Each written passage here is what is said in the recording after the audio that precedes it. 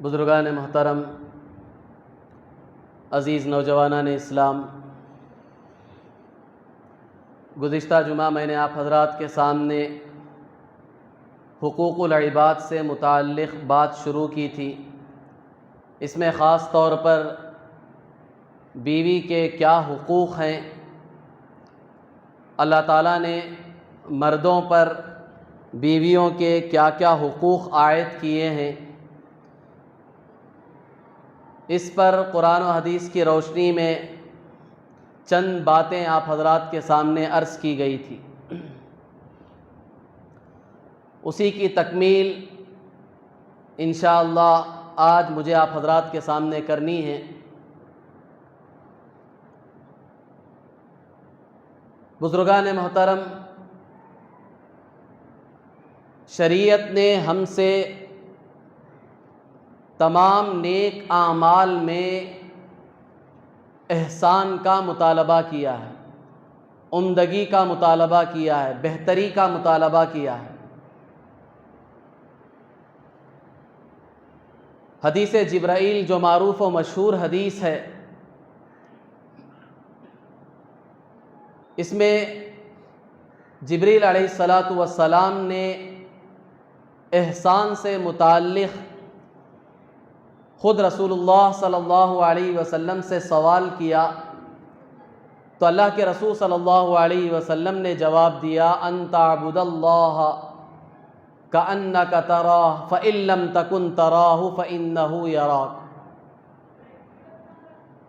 احسان یہ ہے کہ تم اس طرح عبادت کرو کہ گویا تم خود اللہ کو دیکھ رہے ہو۔ عبادت کے وقت تمہاری یہ حالت ہونی چاہیے کہ تم خود اللہ کو دیکھ رہے ہو۔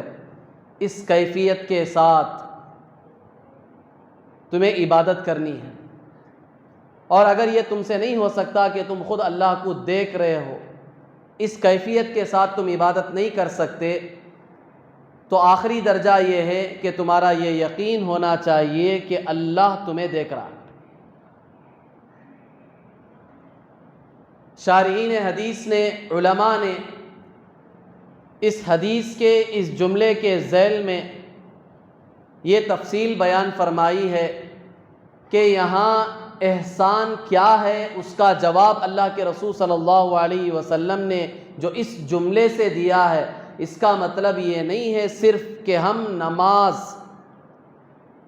ہی اس کیفیت کے ساتھ پڑھیں، بلکہ ہمارا ہر عمل، ہمارا ہر کام اس احساس کے ساتھ ہونا چاہیے کہ اللہ کو میں دیکھ رہا ہوں، یا نہیں تو کم از کم اللہ مجھے دیکھ رہے ہیں۔ ہمارا ہر عمل اس کیفیت کے ساتھ ہونا چاہیے۔ دکان میں ہم بیٹھے ہوئے ہوں، تجارت کر رہے ہوں، لین دین کر رہے ہوں، تو ہمارے اندر یہ کیفیت ہونی چاہیے کہ میں اللہ کو دیکھ رہا ہوں۔ یہ نہیں ہو سکتا، کم از کم یہ تو یقین کرو کہ اللہ تمہیں دیکھ رہا ہے تمہاری تجارت کے وقت بھی، چاہے تم دن میں تجارت کر رہے ہو یا رات میں تجارت کر رہے ہو۔ ہمارا ہر عمل اس کیفیت کے ساتھ ہونا چاہیے، چاہے وہ عبادت ہو، چاہے وہ تجارت ہو، چاہے وہ معاملات ہو، چاہے وہ معاشرت ہو۔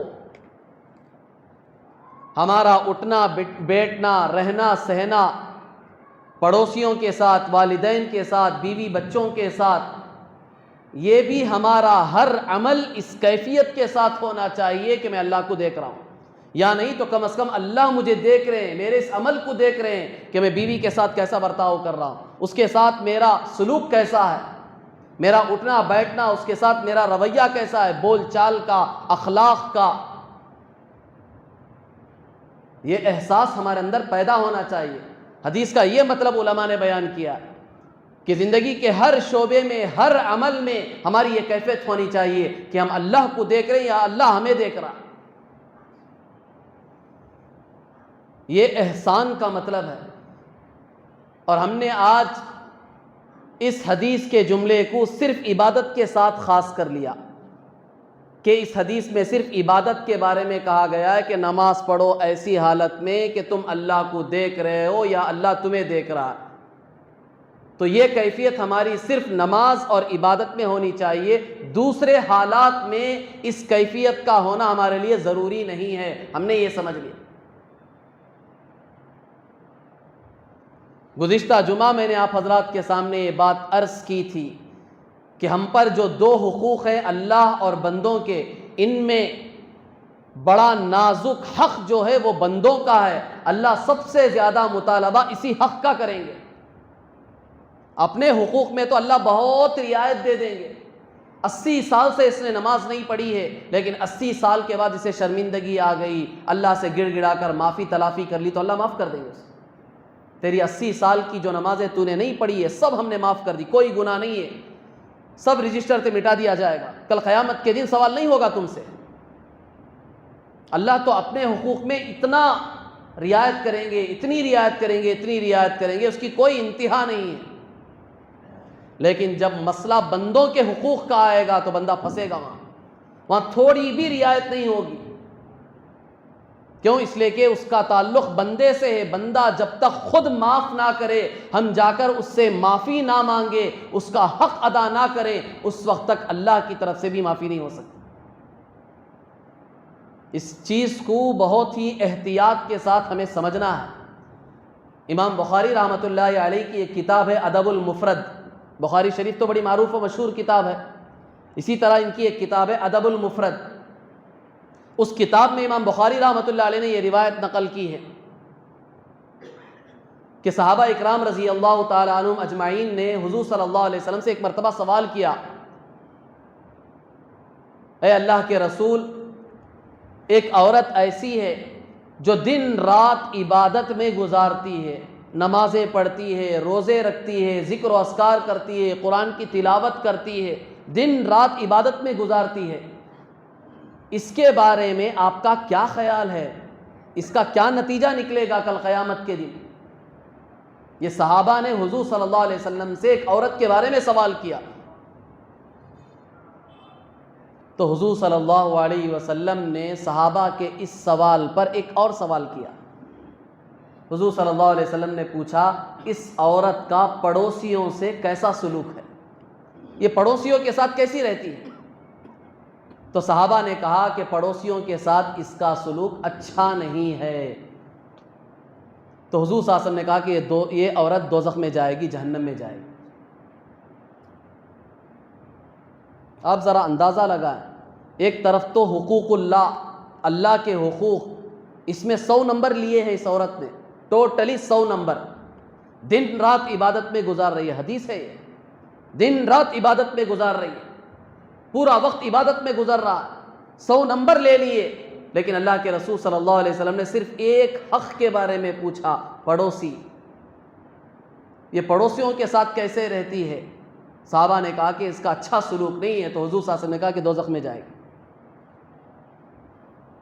اس کے بالمقابل صحابہ نے پوچھا ایک عورت ایسی ہے جو صرف فرائض پر اکتفا کرتی ہے، نوافل اور دوسری چیزوں کا اہتمام نہیں ہے، لیکن پڑوسیوں کے ساتھ اس کا اچھا سلوک ہے. تو حضور صلی اللہ علیہ وسلم نے کہا کہ یہ عورت جنت میں جائے گی.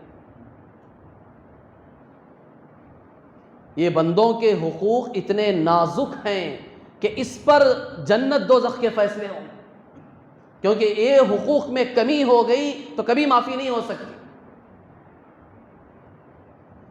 اور ایک روایت اس مضمون کو سمجھنے کے لیے، اللہ کے رسول صلی اللہ علیہ وسلم نے خود صحابہ سے پوچھا من المفلس، غریب کون ہے؟ تمہیں معلوم ہے؟ جانتے ہو غریب کون ہے؟ تنگ دست کون ہے؟ صحابہ نے کہا اللہ و رسول عالم، اللہ اور اس کے رسول بہتر جانتے. اللہ کے رسول صلی اللہ علیہ وسلم نے فرمایا سب سے بڑا مفلس، سب سے بڑا غریب کل قیامت کے دن وہ ہوگا جو اس حال میں آئے گا کہ اس کے نامہ اعمال میں نیک اعمال پہاڑوں جیسے ہوں گے، نماز، روزہ، زکوٰۃ، حج، صدقات، خیرات، یہ سب بھرے پڑے ہوں گے. حقوق اللہ نامہ اعمال سے بھرا پڑا ہوگا، پہاڑوں جیسے اس کے نیک اعمال ہوں گے. ان اعمال کے ساتھ وہ آئے گا، لیکن دنیا میں اس نے کسی کو گالی دی تھی، کسی کو برا بھلا کہا تھا، تو اب اللہ تعالیٰ اس کے بدلے میں کل قیامت کے دن اس کے سارے نیک اعمال اس آدمی کو دے دیں گے، اس کے نامہ اعمال میں ڈال دیں گے جسے اس نے گالی دی تھی۔ سارے نیک اعمال یہاں ڈال دیں گے، اور ابھی اگر اس کی برابری نہیں ہوئی، اس کا حق ادا نہیں ہوا، تو پھر اس کے گناہ اٹھا کر اس کے نامہ اعمال میں ڈال دیے جائیں۔ جو آدمی نیکیوں کے ساتھ آیا تھا اس کا نامہ اعمال ساری نیکیوں سے خالی ہو گیا اور اس میں گناہ ڈال دیے گئے۔ حقوق اللہ ایک طرف ہے، حقوق العباد اتنا نازک مسئلہ ہے۔ اس لیے میں گزشتہ جمعہ اس عنوان کو آپ کے سامنے بیان کرنے کی کوشش کر رہا تھا کہ حقوق العباد کتنے نازک ہیں، اور آج امت میں اسی میں سب سے زیادہ کوتاہی ہو رہی ہے۔ اور ان حقوق میں ایک نازک حق بیوی کا ہے، بڑا نازک حق ہے، بڑا نازک حق۔ یہی سب سے زیادہ معاشرے میں ہماری سوسائٹی میں پس رہی ہے، اس کے حقوق ادا نہیں کیے جا رہے، بالکل لاپرواہی برتی جا رہی ہے اس کے حقوق میں۔ قرآن پاک کی آیت اور احادیث کی روشنی میں گزشتہ جمعہ میں نے چند باتیں آپ حضرات کے سامنے عرض کی تھی کہ بیویوں کے حقوق کتنے ہیں شوہروں پر، اللہ نے اور اس کے رسول صلی اللہ علیہ وسلم نے کتنا اہتمام کیا ہے، چھوٹے چھوٹے مسائل کو قرآن پاک میں بیان کیا ہے، جبکہ نماز کے چھوٹے مسائل نہیں ہیں، روزے کے چھوٹے مسائل نہیں ہیں، حج کے مسائل زیادہ بیان نہیں کیے گئے ہیں، دوسرے حقوق اللہ سے متعلق مسائل نہیں بیان کیے گئے ہیں، لیکن حقوق العباد میں بھی خاص طور پر میاں بیوی کے جو مسائل ہیں، باریک باریک مسئلے تک قرآن نے بیان کیے ہیں۔ حالانکہ قرآن سب چیزیں جو بیان کرتا ہے وہ بڑی ہی مختصر انداز میں بیان کرتا ہے، صرف اشارے کرتا چلا جاتا ہے۔ قرآن میں زیادہ تفصیلات نہیں ہیں مسائل کی، شریعت کی، اس میں تو صرف اشارے ہیں۔ اس کی تفصیل کس نے کی ہے؟ اللہ کے رسول صلی اللہ علیہ وسلم نے احادیث میں اس کی پوری تفصیلات بیان کی ہے، ایک ایک عمل کی، نماز کے پورے مسائل، کیا چیزیں جائز ہیں، کیا چیزیں ناجائز ہیں، کون کون سی چیزیں فرض ہیں، کون کون سی چیزیں واجب ہیں، کون کون سی چیزیں مستحب ہیں، کن چیزوں سے نماز ٹوٹ جاتی ہے، کن چیزوں سے نمازیں نہیں ٹوٹتی ہیں، یہ ساری ڈیٹیلز تفصیلات احادیث میں ملے گی۔ لیکن حقوق العباد میں خاص طور پر میاں بیوی کے جو مسائل ہیں اسے قرآن نے خود تفصیل سے بیان کیا، تو ہمیں خود یہ بات سمجھ میں آتی ہے قرآن نے جب ان مسائل کو پوری تفصیل سے بیان کیا ہے تو واقعی ان مسائل میں کچھ ہے جو اللہ بھی اتنی اہتمام سے بیان کر رہے ہیں۔ کیوں؟ اس وجہ سے کہ بندے عام طور پر انہی چیزوں میں خرد برد کریں گے، کوتاہی کریں گے، سستی کاہلی کریں گے۔ تو قرآن پاک میں خود بے شمار جزئیات کو بیان کیا گیا ہے میاں بیوی کی۔ وَعَاشِرُوهُنَّ بِالْمَعْرُوفِ، کہ ان کے ساتھ حسن سلوک سے پیش آؤ، اچھے طریقے سے پیش آؤ۔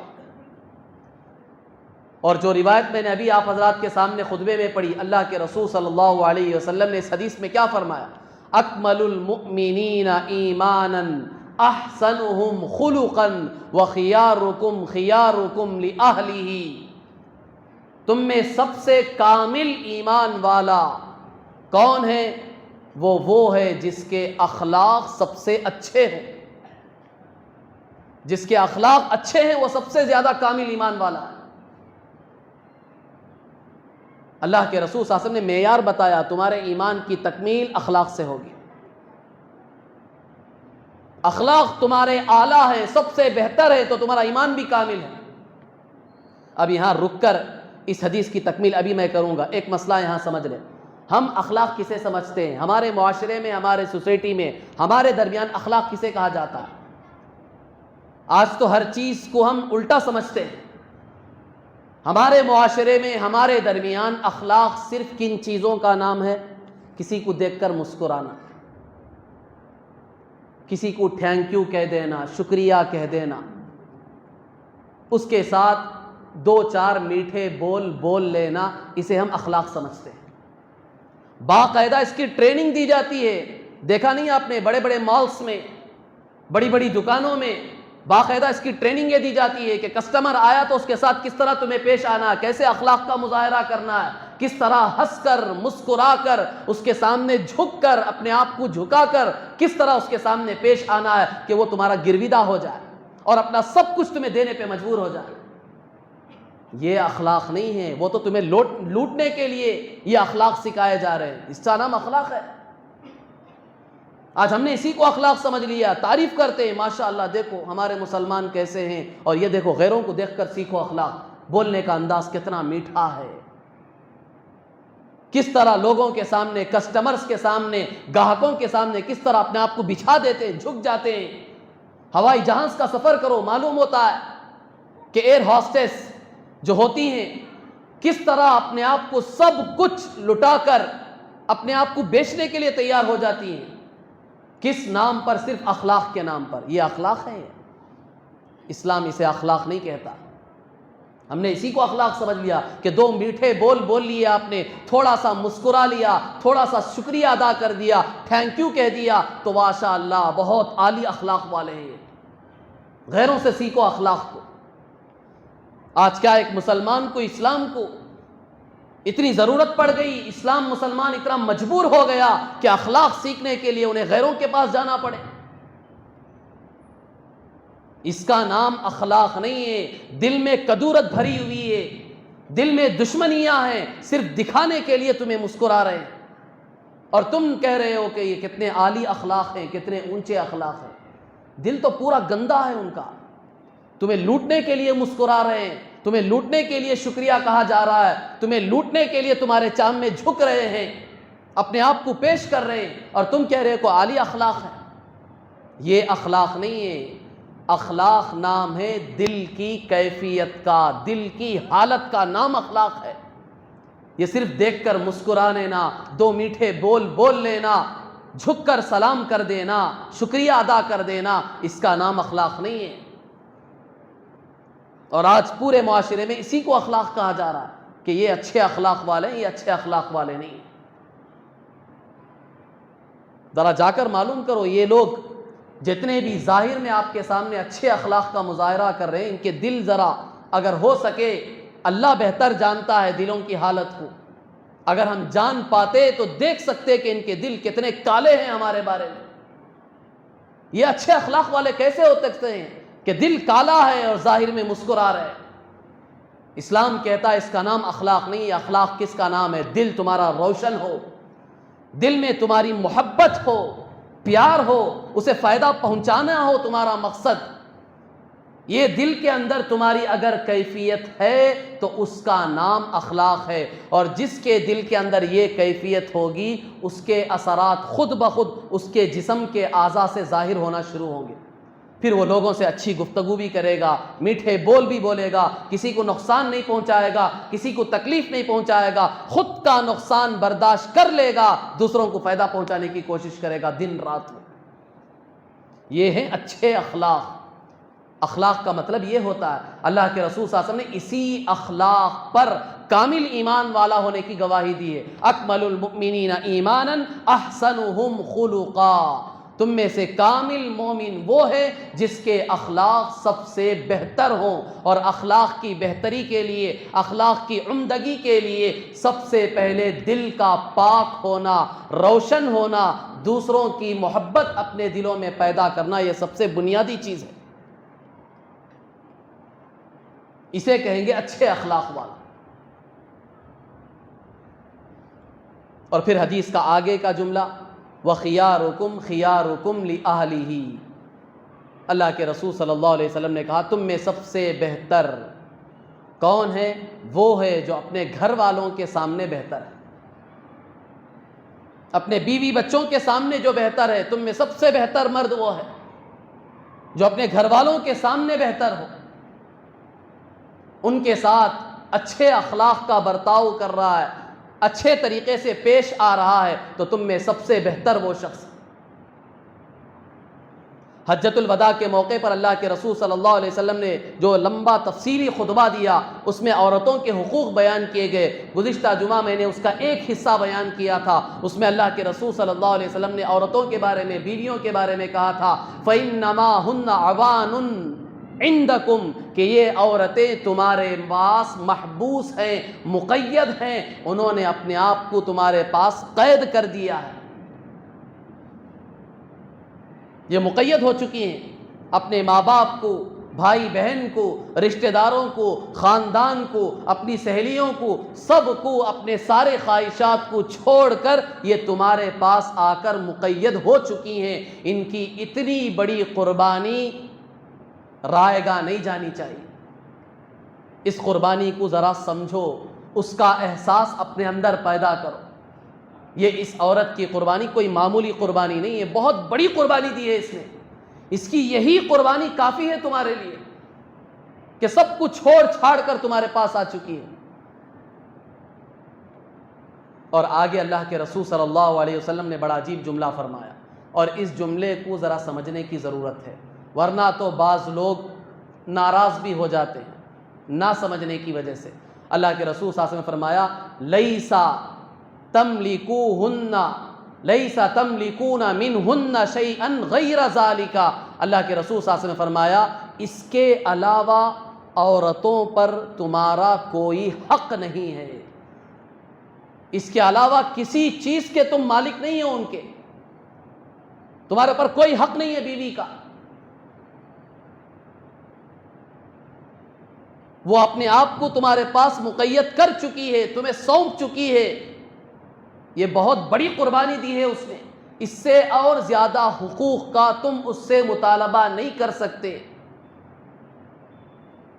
کیا مطلب ہے اس حدیث کا؟ اس حدیث کا مطلب یہ ہے، علماء نے یہ بیان کیا ہے کہ کھانا پکا کر دینا یہ عورت کی ذمہ داری نہیں ہے.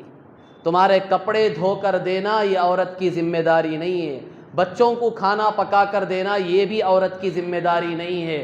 تمہارے ماں باپ کی خدمت کرنا، ان کو پکا کر دینا یہ بھی عورت کی ذمہ داری نہیں ہے. کوئی ذمہ داری عورت کی نہیں ہے. یہ حدیث میں اللہ کے رسول صلی اللہ علیہ وسلم نے سمجھایا مسئلہ. بیوی کی کوئی ذمہ داری نہیں ہے تمہارے بارے میں. اس نے جو قربانی دی ہے وہ کوئی معمولی چیز نہیں ہے، بہت بڑی قربانی دے کر آئی ہے. وہ اتنا ہی کافی ہے اس کے لیے. تمہارا حق اس کے اوپر صرف اتنا ہے کہ وہ تمہارے پاس آ چکی ہے. یہ آگے کی جو ضروریات کی چیزیں ہیں وہ اس پر کوئی حق نہیں ہے تمہارا کہ تم اس سے مطالبہ کرو کہ کھانا پکا کر دو، کپڑے دھو کر دو، بچوں کو پکا کر دو، میرے ماں باپ کی خدمت کرو، ان کو پکا کر دو. یہ کوئی ذمہ داری اس کی نہیں ہے شریعت میں.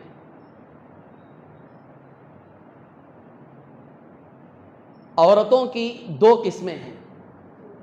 ایک عورت وہ ہے جو مالدار قسم کی عورت ہے، جن سے ہم نکاح کر کے اپنے گھر میں لائے ہیں. وہ عورت ایسی ہے کہ گھر میں بھی اس نے اب تک کوئی کام کاج نہیں کیا، نہ اس نے آج تک کھانا بنایا ہے نہ کپڑے دھوئے ہیں. سب گھر میں اس کے نوکر چاکر یہ کام کیا کرتے تھے. ایک قسم عورتوں کی یہ ہے. اگر ایسی عورت کو تم نے نکاح کیا ہے، اسے اپنے گھر لائے ہو، تو پھر ایسی عورت پر کسی قسم کی ذمہ داری نہیں. وہ عورت خود مطالبہ کر سکتی ہے کہ میرے کھانے کا نظام آپ خود کریں، یا تو نوکرانی کو رکھ کر کریں یا تو ریڈی میڈ لا کر مجھے دیں. آپ خود بھی لا کر کھائیں، مجھے بھی کھلائیں، یہ تمہاری ذمہ داری ہے. کیونکہ شوہر پر شریعت نے ذمہ داری ڈالی.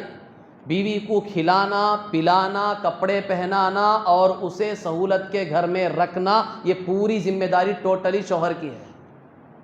اور بیوی مطالبہ کر سکتی ہے. اگر اس گھر سے آئی ہے بیوی کہ اس نے نہ آج تک کھانا پکایا ہے، نہ کپڑے دھوئے ہیں، کوئی کام کاج اس نے نہیں کیا ہے، اگر ایسی عورت ہے تو نہ دیانتاً نہ قضاءً، کسی اعتبار سے اس کی کوئی ذمہ داری نہیں ہے. اور خود بیوی ہم سے مطالبہ کر سکتی ہے کہ کھانے کا نظام آپ خود میرے لیے کریں، تو ہمیں کرنا پڑے گا. شریعت یہ ہماری ذمہ داری ہے. دوسری قسم کی وہ عورت ہے جو اپنے گھر میں رہتے ہوئے یہ کام کاج بھی کرتی تھی، کھانا بھی پکاتی تھی، کپڑے بھی دھوتی تھی، اور بھی بہت سارے کام وہ کرتی تھی.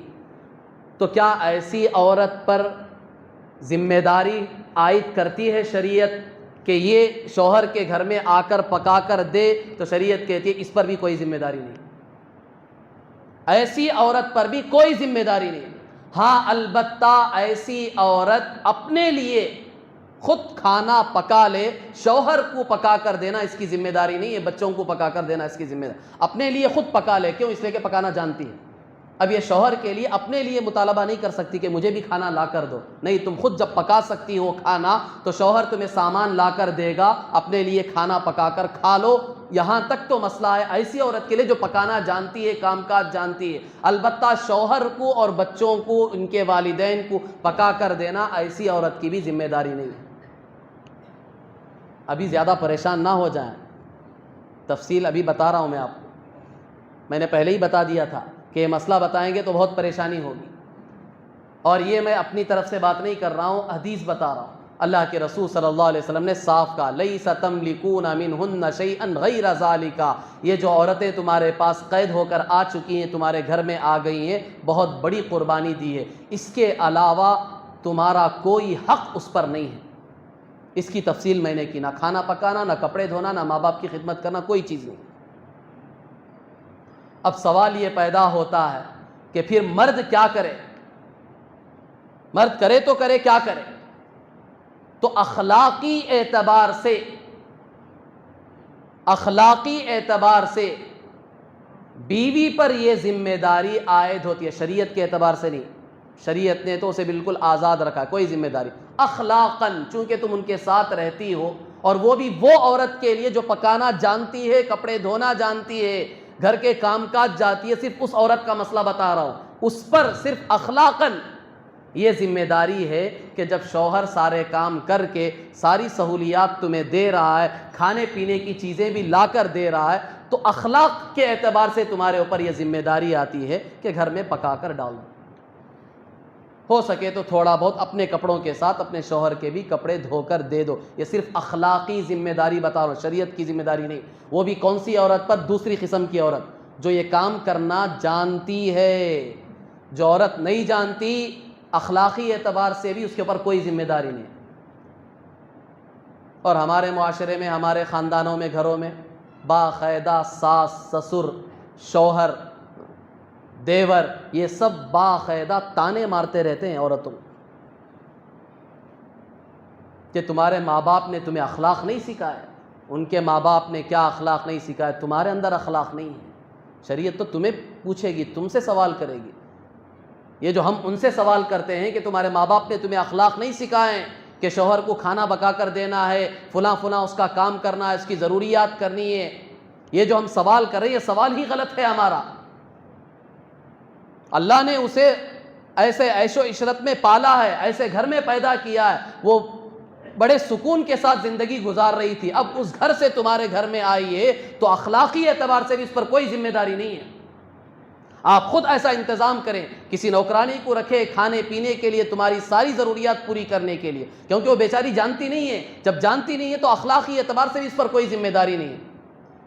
لیکن دوسری قسم کی جو عورت ہے جو کھانا پکانا اور دوسری ضروریات کو جانتی ہے، اس پر اخلاقی اعتبار سے، شریعت کے اعتبار سے، صرف اخلاقی اعتبار سے یہ ذمہ داری ہے کہ جب خود اپنا کھانا بنا رہی ہو تو ساتھ میں شوہر کا بھی بنا دو، بچوں کا بھی بنا دو، اگر گھر میں ماں باپ ہے تو اسی میں ملا کر ان کو بھی بنا کر کھلا دو، ورنہ تو تمہارے اوپر کوئی ذمہ داری نہیں۔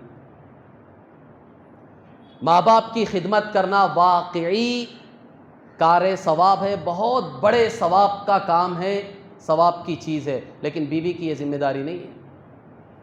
آج ساس سسر بھی بہو پر برستے ہیں کہ یہ ہماری خدمت نہیں کرتی، ٹھیک سے ہمیں پکا کر کھلاتی نہیں ہے۔ یہ ذمہ داری تو اس کی نہیں ہے، یہ ذمہ داری خود شوہر کی ہے، بیٹے کی ہے کہ وہ خود ماں باپ کی خدمت کرے۔ یہ تیرے ماں باپ ہیں، تیری ذمہ داری ہے کہ اپنے ماں باپ کی تو خدمت کرے، تیری بیوی کی کوئی ذمہ داری نہیں ہے۔ اگر تو خود نہیں کر سکتا، کام کاج میں پھنسا ہوا ہے، تو کوئی ایک خادمہ، نوکرانی کو لا کر گھر میں رکھ تاکہ وہ تیرے ماں باپ کی خدمت کرے۔ یہ تیرے بیوی کی ذمہ داری نہیں ہے۔ شریعت کے اعتبار سے شریعت نے کوئی اس پر ذمہ داری نہیں ڈالی۔ ایک طرف تو مسئلہ بالکل صاف یہ ہے، لیکن عورتوں سے بھی یہ کہا جائے گا کہ شوہر کے ماں باپ کو بھی اپنے ماں باپ کی طرح سمجھو۔ یہ سمجھے گی کب؟ جب وہ ساس سسر بھی اسے اپنی بیٹی کی طرح سمجھیں، تبھی تو معاملہ ہوگا۔ تالیاں دو ہاتھ سے بجتی ہے، ایک ہاتھ سے نہیں بجتی ہے۔ ساس سسر تو آرڈر کرنے والے ہیں، بہو کو بالکل غیر کی طرح اس کے ساتھ سلوک کر رہے ہیں، اور چاہتے کیا ہیں کہ یہ ہماری بیٹی کی طرح خدمت کرے۔ جس طرح ہماری بیٹیاں انہوں نے ہماری خدمتیں کی ہیں، ہمارے بیٹوں نے بچپن میں ہماری خدمتیں کی ہیں، اس طرح یہ بہو بھی ہماری خدمت کرے۔ یہ کہاں سے ہو جائے گا؟ ایک طرف پازیٹیو ہے، ایک طرف نیگیٹو ہے، دونوں جمع کیسے ہو جائیں گے؟ تالی دونوں ہاتھ سے بچے گی۔ ساس سسر بھی بہو کو اپنی بیٹی کی طرح سمجھے، دل میں اپنی ویسی محبت پیدا کرے بہو سے متعلق، تو پھر بہو بھی تمہیں اپنے ماں باپ کی طرح سمجھے گی، وہ بھی تمہاری خدمت کرے گی جان سے بڑھ کر۔ یہ کر کے تو دیکھو، پھر گھر دیکھو کیسے بابرکت بنتے ہیں۔ یہ ہوتا نہیں ہے عام طور پر ہمارے معاشرے میں۔ اچھے اچھے دیندار گھرانوں کا حال ہے یہ، جو بے دین ہیں ان کا تو حال ہی چھوڑ دو، یہ دیندار گھرانوں کا حال ہے، جو دین کے دعوے کرنے والے، دین پر چلنے کا دعویٰ کرنے والے، خود ان کے گھروں کا یہ حال ہے۔ ساس سسر یہ کہتے ہیں کہ بہو کے ذمے ضروری ہے کہ وہ ہماری خدمت کرے، ہمیں کھلائے پلائے، ساری ہماری ضروریات وہ پوری کرے۔ اور صرف ساس سسر نہیں سمجھتے یہ حق، بلکہ دیور بھی سمجھتا ہے، گھر میں جو شوہر کی بہنیں ہیں وہ بھی سمجھتی ہیں، جتنا لمبا اس کا گھرانہ ہے سب یہ سمجھتے ہیں کہ آنے والی بہو پر ہم میں سے ہر ایک کا حق ہے اس کے اوپر، کہ ہم میں سے ہر ایک کی پوری پوری ضرورتیں وہ بہو پورا کرے گی۔ یہ کون سا دین ہے، یہ کون سی شریعت ہے جو ہم لے کر آئے؟ اسلام نے یہ نہیں سکھایا، اسلام کی یہ تعلیمات نہیں ہے۔ اسلام تو یہاں تک کہتا ہے شوہر کی بھی ذمہ داری نہیں ہے اس کے اوپر، تو تم کہاں سے آ گئے؟ شوہر کو کھلانے پلانے کی ذمہ داری بیوی کی نہیں ہے، تو تم کون ہوتے ہو یہ سوال کرنے والے، اپنا حق جتانے والے؟ نہ ماں باپ کو، نہ ساس سسر کو حق ہے، نہ شوہر کے بھائی بہنوں کو حق ہے یہ کہنے کا۔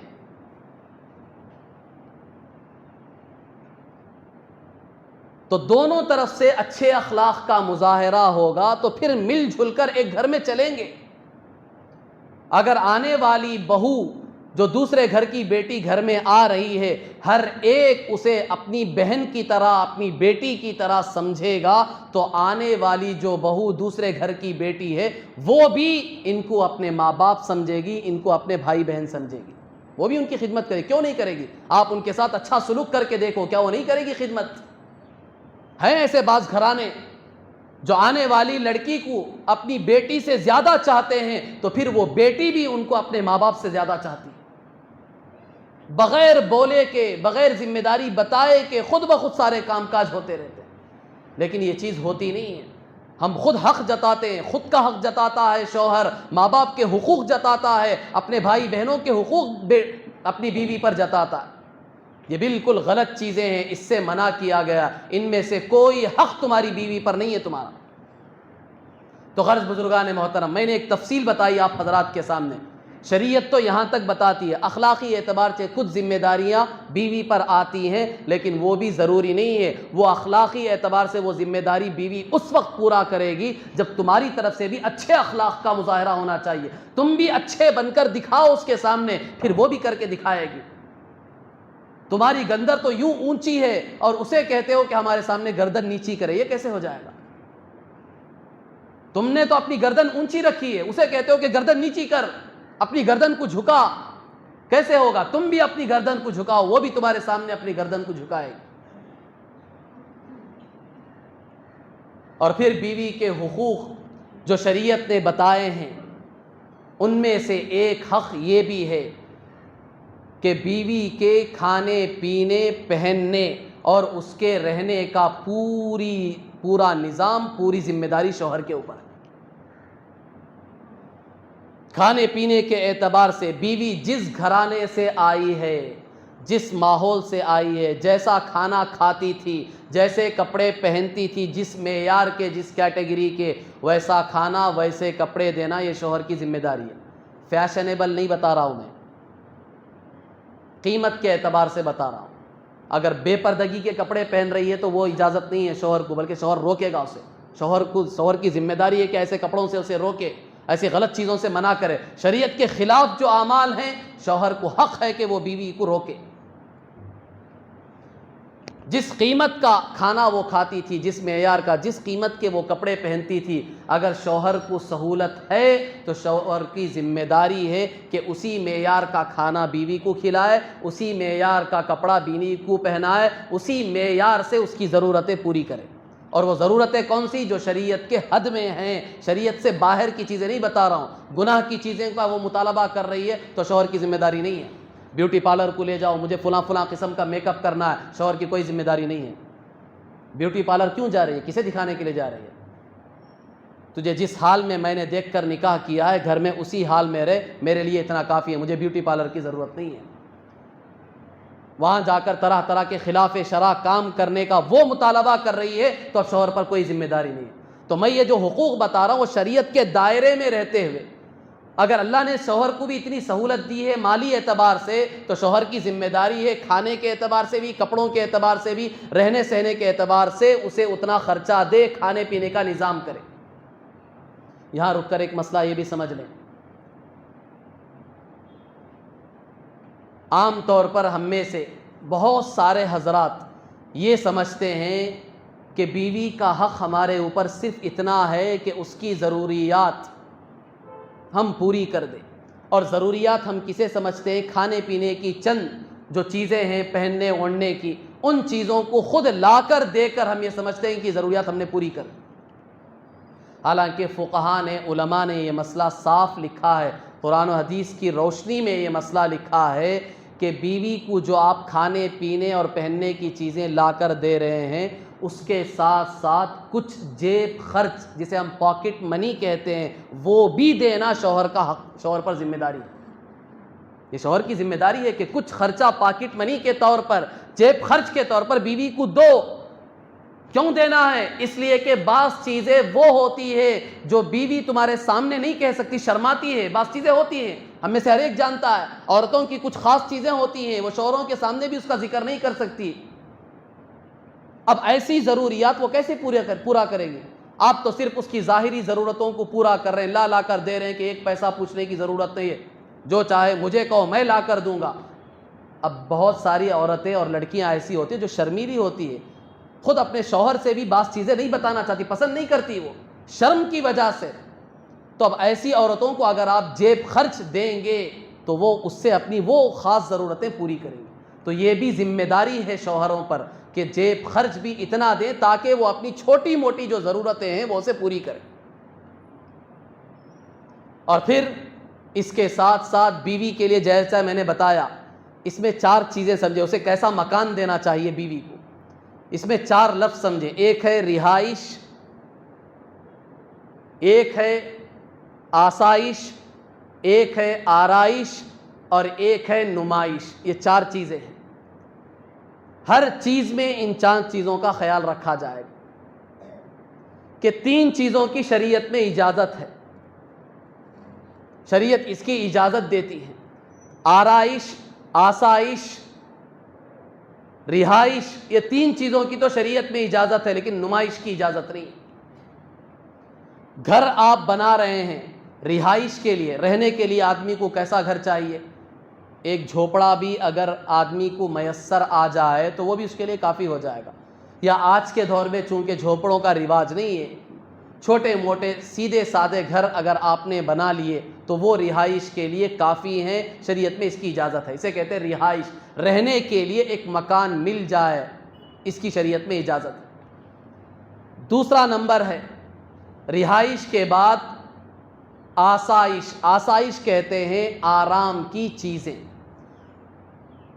گھر تو مل گیا لیکن اس کے ساتھ کچھ آرام کی چیزیں چاہیے، جیسے پنکھا چاہیے، لائٹ چاہیے، اور جو دوسری ہماری ضرورت کی چیزیں ہیں آرام حاصل کرنے کے لیے۔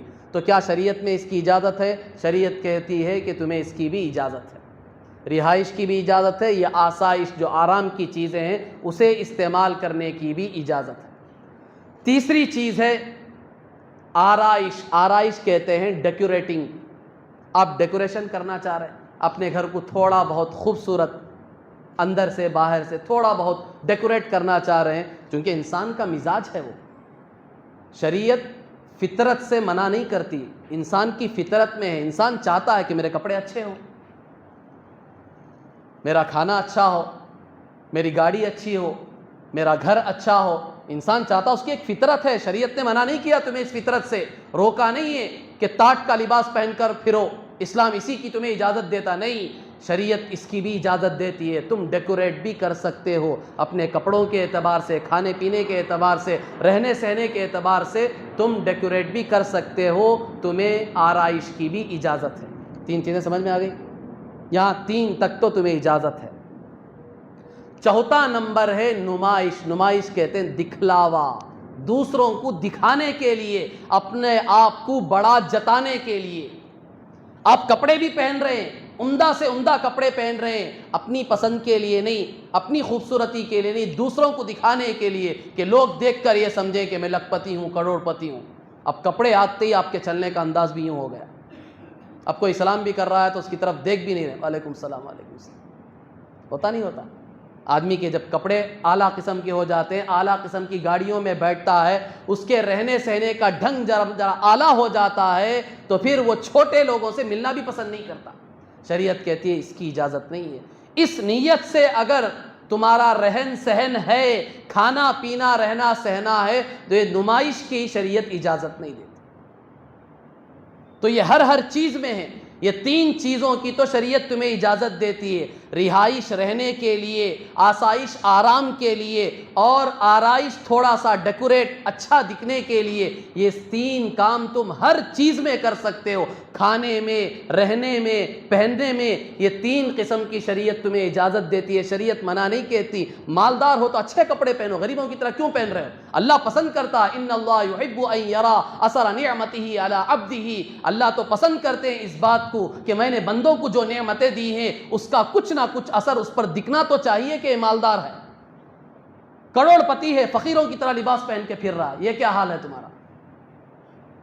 وہ تو باس تھے، ان پر غلبہ حال تھا، وہ ہمارے لیے نمونہ نہیں ہے. بس ایک واقعہ بتا کر میں اپنی بات کو ختم کروں، اگرچہ کہ وقت ہو گیا ہے، تھوڑا سا سن لیں، چونکہ یہ ہمارے معاشرے کی ایسی موٹی موٹی چیزیں ہیں جسے ہم دین اور شریعت کا حصہ ہی نہیں سمجھتے. ہمیں پتہ ہی نہیں ہے کہ دین کیا کہتا ہے، دین کی کیا رہبری ہے. یہ چیزیں ہمارے سامنے آتی بھی نہیں عمومی طور پر. ابراہیم ابن ادہم رحمۃ اللہ علیہ بہت بڑے بادشاہ تھے وقت کے. ان کے بارے میں آتا ہے 2 طرح سے ان کے واقعات بیان کیے گئے. ایک مرتبہ انہوں نے دیکھا کہ اپنے محل کے چھت پر ایک آدمی گھوم رہا ہے، پھر رہا ہے رات کے وقت. یہ پریشان ہو گئے کہ میرے محل پر یہ آدمی کیوں چکر لگا رہا ہے. اسے بلا کر پوچھا کہ کیا کام ہے؟ کہا کہ میرا اونٹ گم ہو گیا، میں اسے تلاش کر رہا ہوں.